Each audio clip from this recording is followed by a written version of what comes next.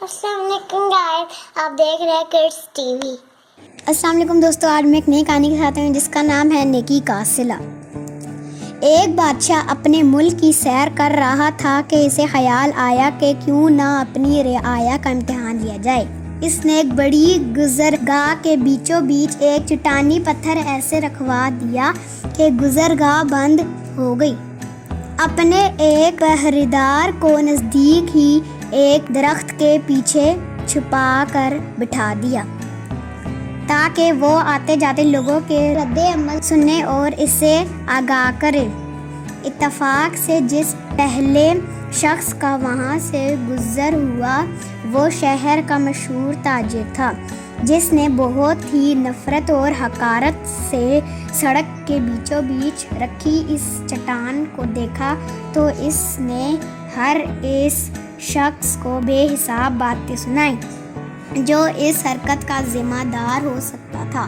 چٹان کے ارد گرد ایک دو چکر لگائے اور چیختے دھاڑتے ہوئے کہا کہ وہ ابھی جا کر اعلیٰ حکام سے اس حرکت کی شکایت کرے گا اور جو کوئی بھی اس حرکت کا ذمہ دار ہوگا اسے سزا دلوائے بغیر آرام سے نہیں بیٹھے گا۔ اس کے بعد وہاں سے تعمیراتی کام کرنے والے ایک ٹھیکیدار کا گزر ہوا۔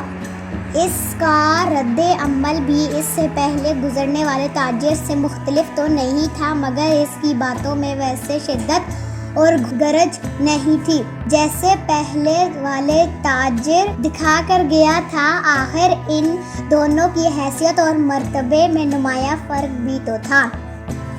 اس کے بعد وہاں سے تین ایسے دوستوں کا گزر ہوا جو کام کاج کی تلاش میں نکلے ہوئے تھے۔ انہوں نے چٹان کے پاس رک کر سڑک کے بیچوں بیچ ایسی حرکت کرنے والے کو جاہل، بیہودہ اور گھٹیا انسان سے تشبیہ دی۔ کہے لگاتے اور ہنستے ہوئے اپنے گھروں کو چل دیے۔ اس چٹان کو سڑک پر رکھے 2 دن گزر گئے تھے کہ وہاں سے ایک مفلوق الحال اور غریب کسان کا گزر ہوا۔ کوئی شکوہ کیے بغیر جو بات اس کے دل میں آئی وہ یہ تھی کہ وہاں سے گزرنے والوں کو تکلیف ہوتی ہوگی۔ اپنے ہمدردانہ احساس کی وجہ سے وہ چاہتا تھا کہ کسی طرح یہ پتھر وہاں سے ہٹا دیے جائیں۔ ایک وزنی پتھر کو اکیلے وہاں سے ہٹانا بہت مشکل کام تھا، لیکن اس نے ہمت نہ ہاری اور اپنی مضبوط لاٹھی سے زور لگا کر بڑی جدوجہد کے بعد چٹان نما پتھر وہاں سے ہٹا دیا۔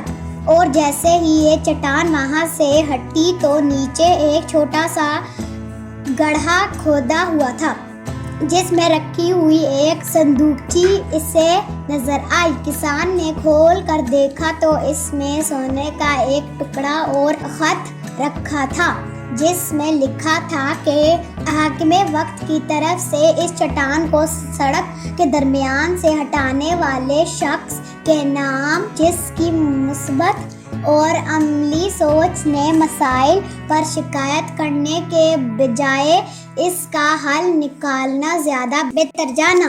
نتیجہ نیکی کا صلہ ضرور ملتا ہے۔ امید کرتی ہوں آج کی ویڈیو آپ کو پسند آئی ہوگی۔ لائک کریے گا، شیئر کریے، سبسکرائب کرنا نہیں بھولیے گا۔ اگلی ویڈیو ملتی ہے، تب تک کے لیے اللہ حافظ۔